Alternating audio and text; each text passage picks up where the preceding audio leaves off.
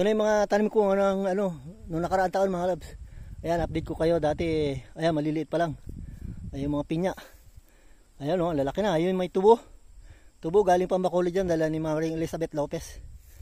Ayan ang mga pinya ko na. Ayan, malalaki na. Next sa bungahan. Marami ng bunga yan. Mga 500 na pinya itong tanim ko rito mga labs. Oh. Ayan o, lalaki na. Kaya update ko na sa inyo. Ayan o, sarap tingnan pag yung hirap mo, ayan, nagtanim na. Nakita mo, gumaganda na. Problema lang dito sa amin sa bundok, yung bunga ng pinya ko, may mga bumunga na kaso, nabubutas, binubutas, di ko alam kung daga o uwak. Alam ko uwak yun uwak, ayun. Ayan o. Dami yan. Ayun mga kamoting kahoy ko, ayan. Kaya, sipag lang talaga. Sipag lang, ayun yung bahay namin sa taas.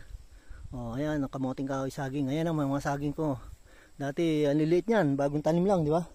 Oh, ang lalaki na. Kaya, konti-unti lang, makakarami din. Yung palang mulberry ko, buhay pala. Kala ko na namatay. Nasunog, yan, nabuhay ulit. Ayan, ang pinya, ang dami.